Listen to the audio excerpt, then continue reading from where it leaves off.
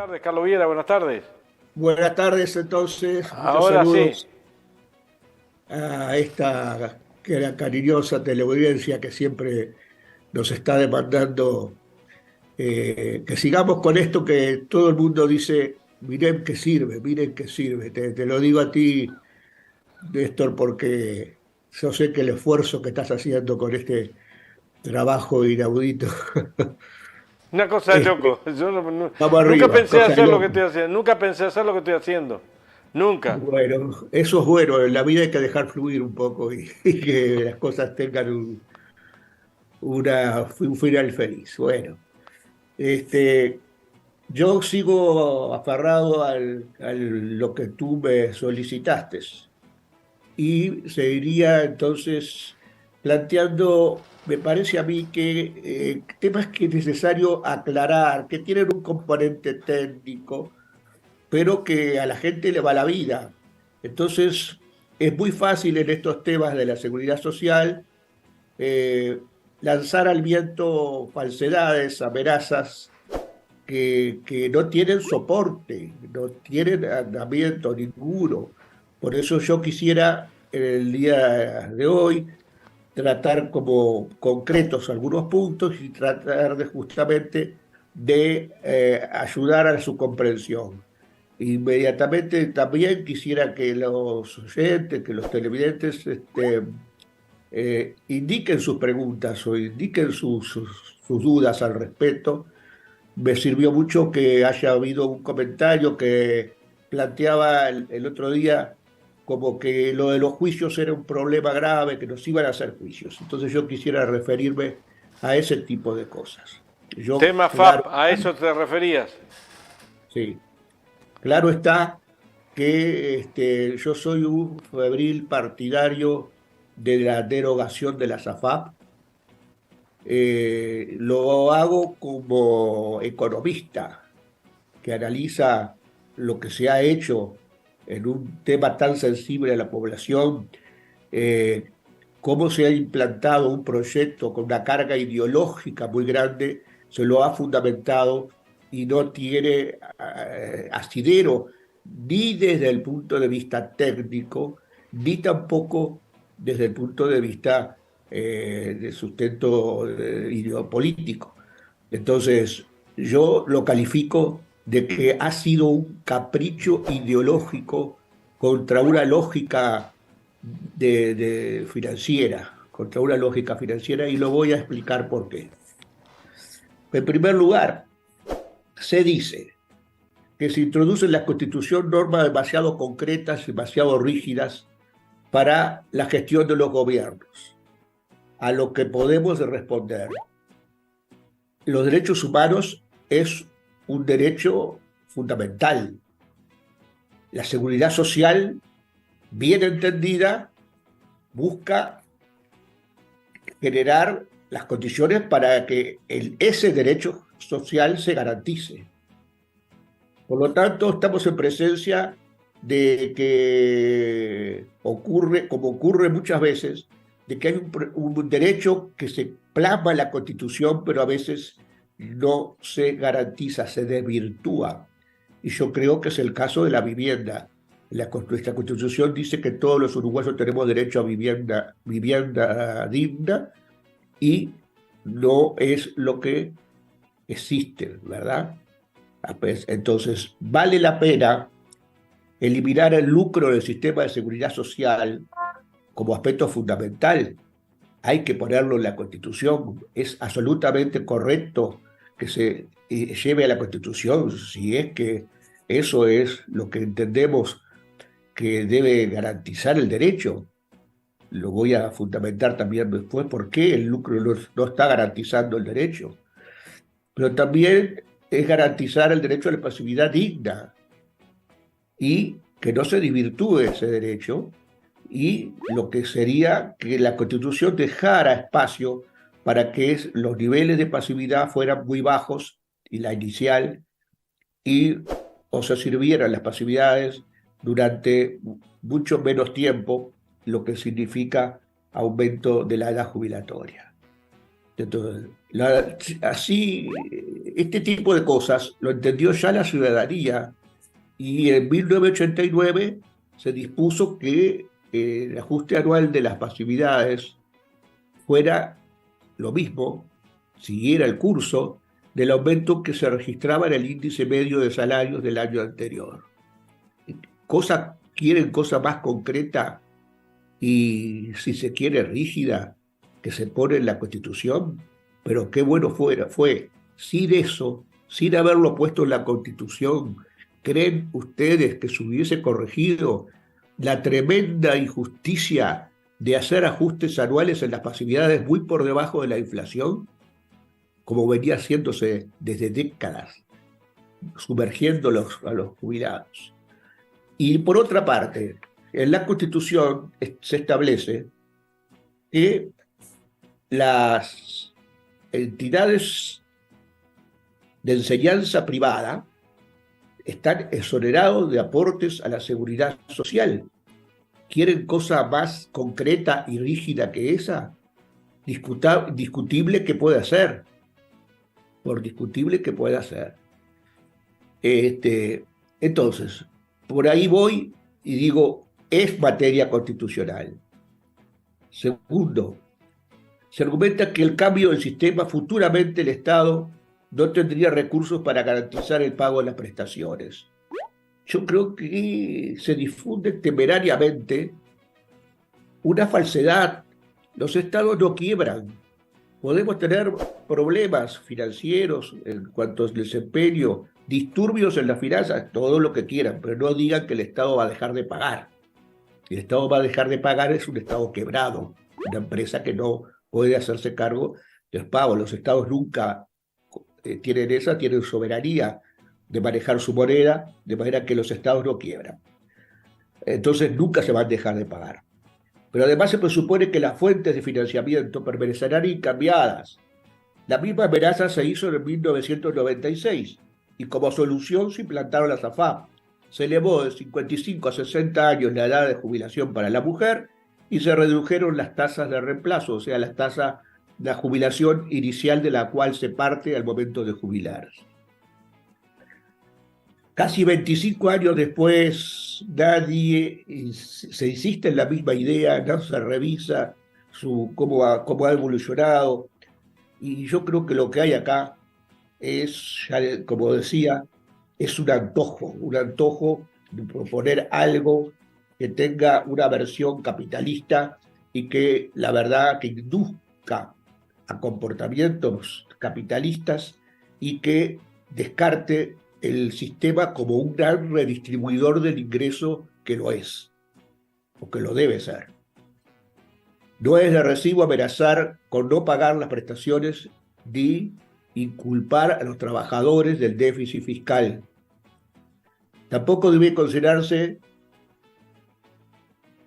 el aporte patronal que se redujo en este sistema, generando un efecto desfinanciador, no debe ser compensados con otro tipo de ingresos si es que se consideraba necesario reducir el aporte patronal. En tercer lugar, se argumenta que las AFAP solo administran el ahorro de los trabajadores, por lo que si se aprueba plebiscito, se consagraría la expropiación de los mismos. Bueno, eso es otra falsedad, otra amenaza, es introducir el miedo. En realidad, la propiedad de los ahorros es efectivamente, no es de las AFAP que solo administran, sino que es de los trabajadores que hacen su aporte. A su nombre está el aporte, pero eso no quiere decir que los trabajadores puedan disponer de eso como si fuese un depósito bancario a su vencimiento. A su vencimiento, en este caso, sería el momento de generar causal jubilatoria. Y lo que se hace es disponer que sin consultar a nadie, sin consultar al trabajador, decir, ¿se lo quiere llevar todo para su casa? No, se lo asigna a una compañía de seguros, que quedó el Banco de Seguros como única compañía que opera al respeto. El Banco de Seguros entonces lo toma y le sirve una renta vitalicia a la persona. Por lo tanto, la persona no dispone de ese dinero. Lo que se está planteando es que el ahorro se traslada al BPS, a una cuenta personal, en un fideicomiso que administrará esa cuenta personal y se aplica no a la renta vitalicia, sino que se aplica a los aportes que tendría que haber realizado el trabajador al BPS en vez de hacerlos a la SAFAP, para que ese trabajador acceda a una jubilación del BPS que va a ser seguramente mejor que la que le daban la SAFAP o lo que le daba la compañía de seguros a partir del ahorro de la SAFAP. Entonces se está beneficiando al trabajador. La prueba está el tema de los cincuentones.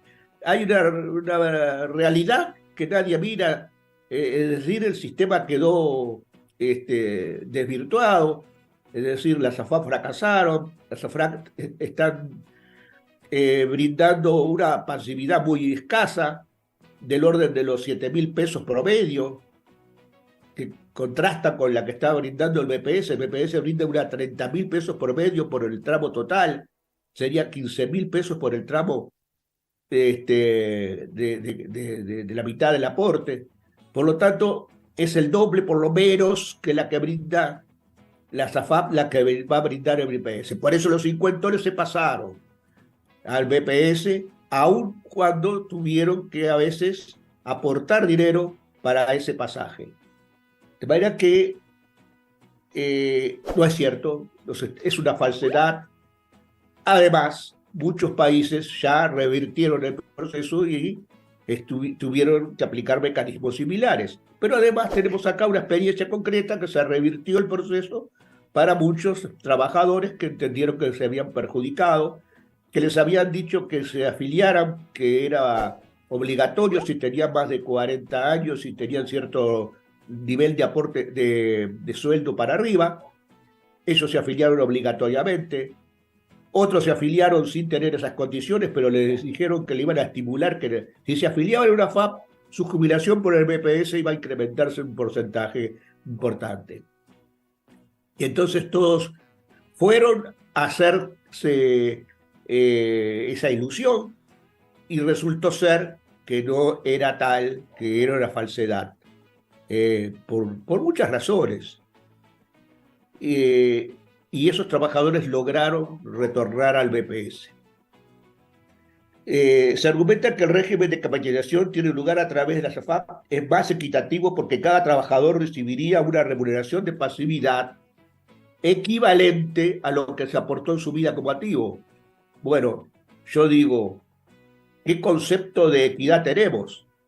La equidad no es individualismo, la equidad es que el que tiene mucho más comparta solidariamente con el que tiene menos en un sistema de seguridad social, no en una compañía de seguros. Entonces, es así. No se puede confundir un sistema de seguridad social con una especie de seguro individual, que lo podría hacer cualquier compañía. Y además, no es, no es, no es concebible que no se consideren que el BPS hace, porque es un sistema de seguridad social, hace muchísimos pagos que no tienen que ver con la relación aportante-pasividad o pensión, sino que hace muchos pagos por seguro de paro, justamente, cobertura de enfermedad, cobertura de asistencia a la maternidad y tantas cosas, asignaciones familiares, cuando se dice que la niñez está con falta de recursos, bueno, se hacen a través del BPS, se hacen a través de la seguridad social, los aportes a la niñez, no, buena parte, no los imputemos todo a gasto para los viejos. Entonces, ¿cómo es concebible que se indique que cada cual va a recibir lo suyo y cómo financia cada uno como el conjunto de prestaciones que tiene el BPS distintas a la pasividad de cada uno? Cuarto punto, dice que el BPS es deficitario en gran medida. Entonces es imperioso reducir la asistencia financiera del Estado, que incide que para que el déficit fiscal sea alto. Bueno, acá otra vez, se presupone que los ingresos son intocables, que los mayaoros están ahí para mirarlos muy bien y sacarle foto. Y entonces el tema de que si se requieren mayores gastos, lo va a tener que pagar siempre la carga de aportantes por los trabajadores o empleadores en este caso. Bueno, es un error, es una falacia, es limitarse en lo que es el concepto fiscal mismo. Nadie puede concebir un sistema fiscal ahora, más allá de seguridad social, sistema fiscal en el cual los ingresos necesarios no se cubran con mayores impuestos a los que tienen más. Nada de impuestos desequilibrantes a nadie. Acá hay 10.000 millones de dólares que fueron acumulados en la pandemia y están depositados en el exterior, producto de grandes ganancias. Entonces, las ganancias desmesuradas, al capital que se acumula enormemente, el 1% de los uruguayos posee el 30% de la riqueza que hay en el país. Eso A ver, el 1%, posee el 33% de la riqueza del país. Ahí un tercio de la riqueza tiene el 1%. El 1% de los habitantes, si viésemos un poco más, las cifras son elocuentes, no las tengo acá adelante, pero debe ser que el 5% es dueño del 80%, ¿entiendes? Sí, claro. Cosas de ese tipo. No estamos en un país que no tenga recursos, no estamos, es un país que tiene recursos, los tiene que administrar. Es decir, que negar eso y plantear qué horrible el déficit que se nos viene, la culpa la tienen los trabajadores o los viejos, que tienen que recibir una pensión o una jubilación mayor, porque ¿saben por qué? Porque hay más años de vida. Ahora, la edad de esperanza de vida se extendió unos años. ¿Gracias a qué? A que hay muy buena cobertura de salud. Entonces, si se vive más, no, que se tiene que vivir más y mejor. Entonces, si se vive más, voy a reducirle los años de prestación de la pasividad, porque lo vas a recibir durante más años y no es negocio para el Estado. No, el trabajador trabajó para tener una vejez digna. Eso no quiere decir, porque el otro argumento, y termino por hoy con estos argumentos, primero que no hay un desorbitado déficit, digo más, si en este momento se aplican los impuestos, 7 puntos del IVA y otros impuestos afectados al financiamiento de la seguridad social, y no existiera el drenaje que significan las AFAP a los ingresos del BPS, que son 2 puntos del producto, el aporte estatal sería mínimo, sería menor entre 1 y 2%. 1 y 2% del PBI. Ese es el enorme gasto que se hace rasgar las vestiduras a quien sabe quién. Entonces, Carlos, la idea que yo doy es esa. Sí, dime.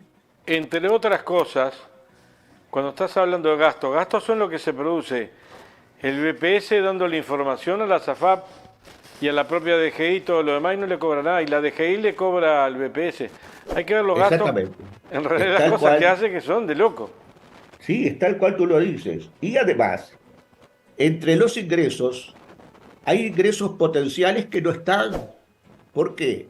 Porque el Estado exonera, como dije antes, por constitución, mandato constitucional a las instituciones de enseñanza privada, porque el Estado exonera a fulano, a mengano, a tales actividades cuando hay sequía, cuando hay pandemia, cuando hay promoción de actividad y se dice esta actividad quiero promoverla, puede estar bien. De repente está bien que se hagan esas exoneraciones, pero no se impute a que el aporte de los trabajadores es insuficiente, porque si estamos mermando la aportación que debería ser genuina, la aportación genuina que debería ser, aplicando con unas deducciones que no son poca cosa anualmente, se llevan como medio punto del PBI. Entonces, yo digo y que hago cifras y me extraña que no se planteen las cosas en estos términos. Si nosotros aplicamos los impuestos que hay afectados para el financiamiento del PBI y deducimos también que las exoneraciones deberían ser consideradas como ingresos que se refuerzan los ingresos normales, ya que no tendrían que venir y no vienen. Pues, señores, habría superávit en el Banco de Previsión Social. Habría superávit, yo lo digo así, concretamente, en el Banco de Previsión Social. Y se está planteando como un escenario enormemente perjudicial. Alguien me puede decir, no, pero en la proyección a 50 años, ahí sí, bueno, en una proyección a 50 años puede pasar cualquier cosa. No tiremos dudas y amenazas, nubarrones que pueden venir si la tormenta viene para este lado. Este, en 50 años puede suceder cualquier cosa. No es un conjunto muy grande de variables las que inciden y los que tienen un modelo les va a costar explicitar cuáles son esas variables del modelo y todos podríamos discutirlo. Pero supongamos que sí, supongamos que hay un aumento importante y lo va a haber si la jubilación mínima que está hoy vigente de aprobarse la enmienda constitucional pasaría a tener un aumento del 22%, equiparándose al salario mínimo, y de allí en más tendría que ajustarse de acuerdo a los salarios. Entonces va a haber, sí, un mayor gasto, pero conste que van a retornar al BPS, a las cuentas individuales, pero van a retornar al BPS 22.000 millones de dólares que las AFAP tienen. O sea que eso da bastante garantía que durante 10 o 15 años no haya problema de déficit alguno en el BPS, no haya problema, y que el BPS preste las jubilaciones a los niveles que los está prestando ahora a todos y no a la gente que está en su ámbito, en su sector, en su tramo de prestaciones. Entonces, Dicho sea de digo, paso, Carlos, quedan cuatro, una decena de AFAP a nivel mundial, porque por lo menos en América Latina las vienen rechazando. exactamente, se han ido eliminando de todos lados, vinieron de la mano del neoliberalismo, el neoliberalismo también fracasó en eso.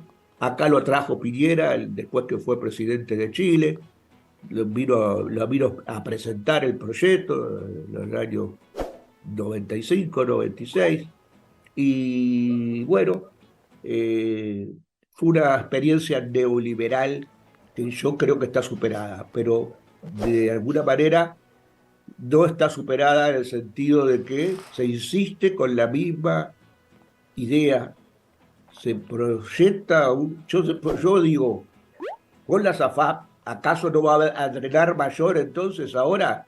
¿No va a haber un drenaje mayor ahora de los recursos genuinos del BPS? Sí. Bueno, ¿y cómo vamos a otra vez abastecer las jubilaciones que en este momento siguen vigentes, sin esos recursos que van a la SAFAP?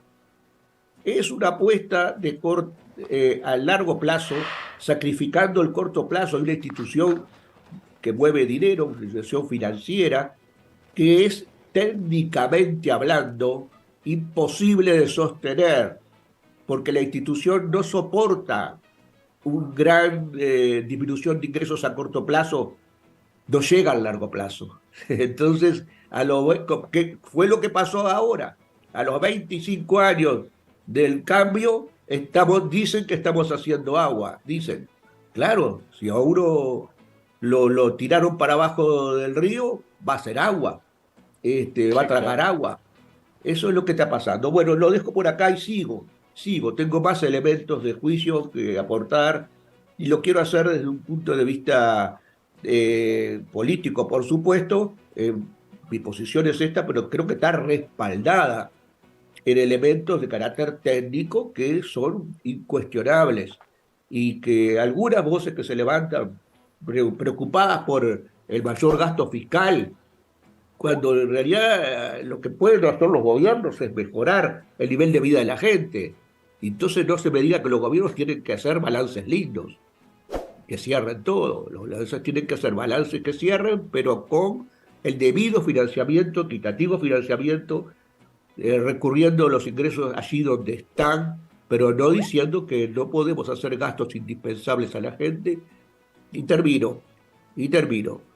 Es decir, que o atendemos a la niñez, que tiene un indicador de pobreza muy grande en este momento, pero son los hogares pobres, no son los niños pobres, son los hogares pobres en donde viven los niños.